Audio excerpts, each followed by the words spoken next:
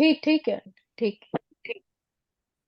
बोलो बांके बिहारी लाल लाल की की जय। जय। श्री राधा रमण हरि बोल। जय जय राधा रमण हरि बोल। श्री राधा रमण हरि बोल। जय जय राधा रमण हरि बोल। श्री राधा रमण हरि बोल। जय जय राधा रमण हरि बोल। श्री राधा रमण हरि बोल।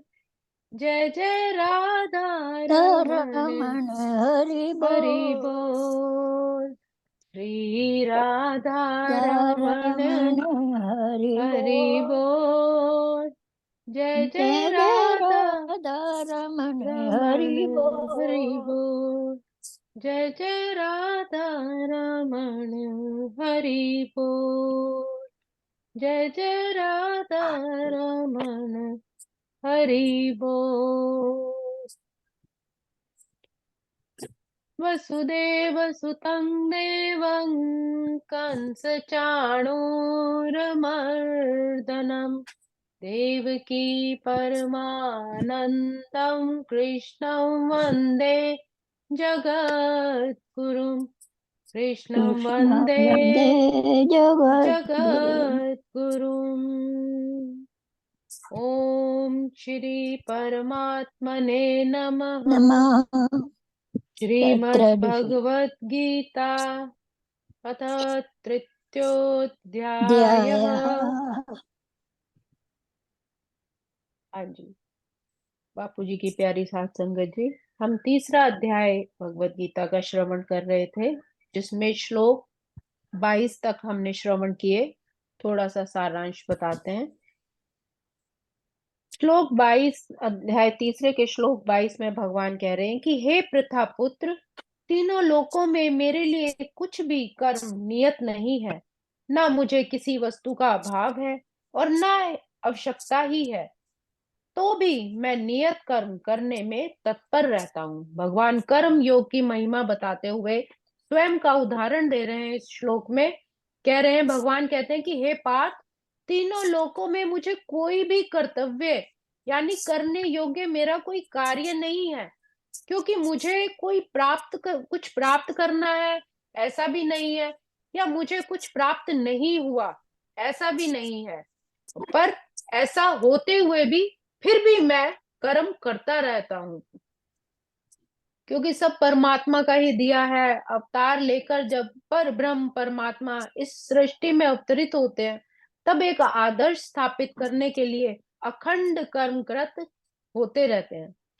भगवान यहाँ स्वयं के उदाहरण के बारे में भगवान देते हैं कि भगवान ने कई युद्ध जीते, भगवान कृष्ण ने कई युद्ध किए, कहीं भी वो सिंहासन स्वयं ग्रहण नहीं किया, मतलब खुद गद्दी पर नहीं बैठे और स्वयं के लिए द्वारका नगरी प्रतिस्थापित की, तब भी वो उस पर ज्यादा समय बैठे ही नहीं। पांडवों के राजसूय यज्ञ में भगवान ने जूठी पतले उठाने का और साधु महर्षियों के पांव धोने का कर्म किया, मतलब भगवान होते हुए भी उन्होंने ये कर्म किए। श्रेष्ठ लोग इस तरह के कार्य स्वयं चयन कर लेते हैं। जो महान पुरुष होते हैं, महापुरुष होते हैं, जिन्हें परम ज्ञान होता है, वो स्वयं ही परमार्थ का कार्य चुन लेते हैं।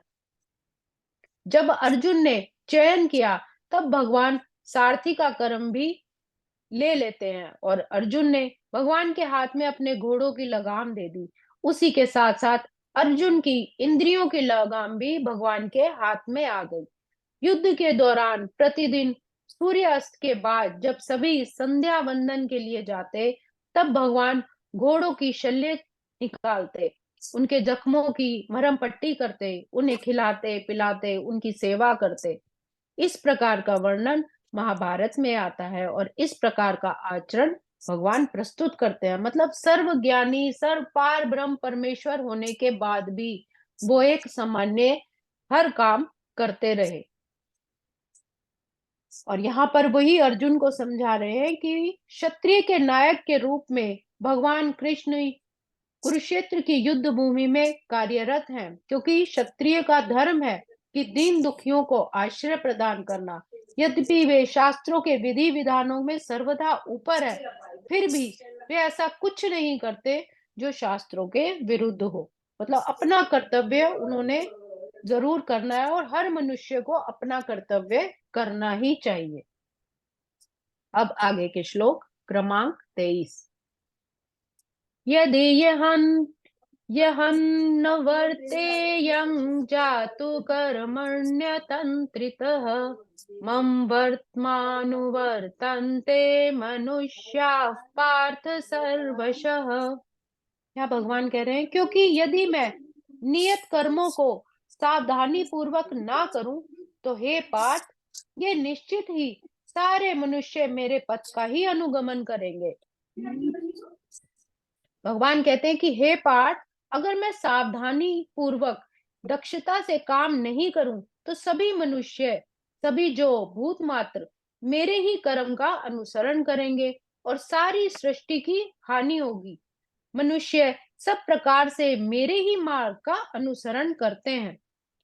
जब पांडव वनवास में थे और पानी लेने के लिए जब एक एक कर तालाब के किनारे गए और अनुशासन का पालन न किया, यक्ष के प्रश्नों का उत्तर न देने से 4 पांडव मृत हो गए। किंतु युधिष्ठिर, जो धर्म का पालन करने वाले थे, धर्मराज थे, अनुशासन प्रिय थे, उन्होंने यक्ष के प्रश्नों का उत्तर दिया। यक्ष के 100 प्रश्नों में एक प्रश्न था कि एक शब्द में धर्म की व्याख्या बताइए।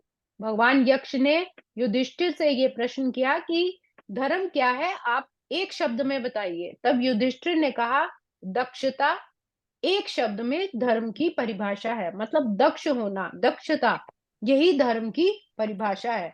इसलिए अच्छा। इसीलिए दक्षता मतलब जी, तो इसीलिए भगवान यक्ष जी अपने धर्म का पालन करना, कर्तव्यों का, इसीलिए भगवान यक्ष बहुत प्रसन्न हुए थे और उन्होंने उनके प्राणों को वापस कर दिया था। अच्छा, मैंने सुना था अभी उन्होंने ये क्वेश्चन किया था कि सारे लोग जो इन्हें सबसे जो हैरान करने वाली आश्चर्यजनक बात क्या है, तो उन्होंने ये जवाब इतना सुंदर दिया था जो पिता संतराम जी ने लिखा है कि इंसान अपने रिश्तेदारों को, अपनों को देखता है जाते हुए, इस धरती से जाते हुए देखता है, उनको मरते हुए देखता है, फिर भी बस पलट के फिर अपने परिवार के साथ फिर लिपट जाता है, कुछ भी पता है भी जाना है। ये सबसे बड़ी हैरानगी की बात है कि देखते हुए भी ये जो जो कुछ हो रहा है, जी, ये उन्होंने बिल्कुल 100 प्रश्न किए पूरे थे। संसार फिर भी माया में लिपट जाता है, ये सबसे बड़ी जी हैरानगी की बात। अच्छा, जी, उन्होंने 100 ये भी। प्रश्न किए थे हाँ, युधिष्ठिर से 100 100 प्रश्न के किए थे 5? उनमें से। अच्छा, 100 100 हाँ, किए थे। क्योंकि उनके हाँ, भाइयों ने किसी ने भी जवाब नहीं दिया, अनुशासन का पालन नहीं किया, तो उन्हीं में से एक ये प्रश्न था। मतलब अच्छा, ऐसा मैं सोचा था शास्त्रों में कहा 5 जाता किए है। थे, मुझे ये था भी तभी तुम्हें बाकी भी चारों को हम्म। अगर जिंदा करना है तो मैं चारों का 4 सवाल का और जवाब दो। अच्छा, 100 किए जी थे, जी, ठीक है, आपको जरा। हाँ जी। बस वो जो शास्त्रों में लिखा है हम उसी को ही अभी मान के चल रहे हैं। अगला हाँ श्लोक। जी। उत्सीदेयुरिमे लोका न कुर्यान् कर्म चेदहम् शङ्करस्य च कर्ता स्याम् उपहन्यामि मा प्रजाः। यदि मैं नियत कर्म ना करूं तो ये सारे लोग नष्ट हो जाएंगे। तब मैं अवांछित जन समुदाय वर्ण संकर को उत्पन्न करने का कारण हो जाऊंगा और इस तरह संपूर्ण प्राणियों की शांति का विनाशक बनूंगा। भगवान कह रहे हैं कि अगर मैं ही अपने नियत कर्म नहीं करूंगा, मैं भी धर्म हम्म। का पालन नहीं करूंगा, तो सारे लोग नष्ट हो जाएंगे। उसी तरह वो अपनी मनमानी करेंगे, तो इस तरह मैं हम्म। अवांछित वर्ण संकर को उत्पन्न करने वाला हो जाऊंगा, अधर्म का कारण बन जाऊंगा। वर्ण संकर अवांछित जन समुदाय जो सामान्य समाज की शांति को भंग करता है। भगवान समस्त जीवों के पिता हैं और यदि जीव पथभ्रष्ट हो जाए तो अप्रत्यक्ष रूप से वह उत्तरदायित्व उन्हीं का है। अगर किसी के बच्चे अपने भलाई का काम नहीं करेंगे, गलत रास्ते में आ जाते हैं, तो कहीं ना कहीं वो माँ बाप के ऊपर भी बात आती है। भगवान वही बता रहे हैं कि उत्तरदायित्व फिर उन्हीं का ही है। अतः जब भी विधि विधानों का अनादर होता है तो भगवान स्वयं समाज को सुधारने के लिए अवतरित होते हैं। किंतु हमें ध्यान देना होगा, यद्यपि हमें भगवान के पद चिन्हों का अनुसरण करना है तो भी हम उनका अनुकरण नहीं कर सकते। अनुसरण और अनुकरण एक से नहीं है। अनुकरण मतलब जो उन्होंने उनको कार्य किए और अनुसरण उनके उपदेशों का पालन करना। भगवान कहते हैं हम गोवर्धन पर्वत उठाकर भगवान का अनुकरण नहीं कर सकते जैसा कि भगवान ने अपने बाल्यकाल में किया। ऐसा कर पाना किसी भी मनुष्य के लिए संभव नहीं। हमें उनके उपदेशों का पालन करना चाहिए, ये अनुसरण है। उनके उपदेश हमारे लिए अच्छे हैं।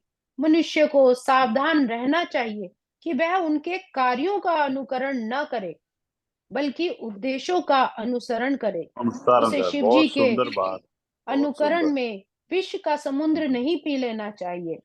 अब शिव जी का यहाँ उदाहरण दे रहे हैं कि शिव जी ने सागर तक के विष का पान कर लिया, किंतु यदि कोई सामान्य व्यक्ति विष की एक बूंद भी पीने का कार्य करेगा तो वह मर जाएगा। बिल्कुल। शिव जी के अनेक छद्म भक्त हैं जो गांजा और ऐसी अन्य मादक वस्तुओं का सेवन करते हैं, किंतु वो ये भूल जाते हैं कि इस प्रकार शिव जी का अनुकरण करके वो अपनी मृत्यु को ही बुला रहे हैं।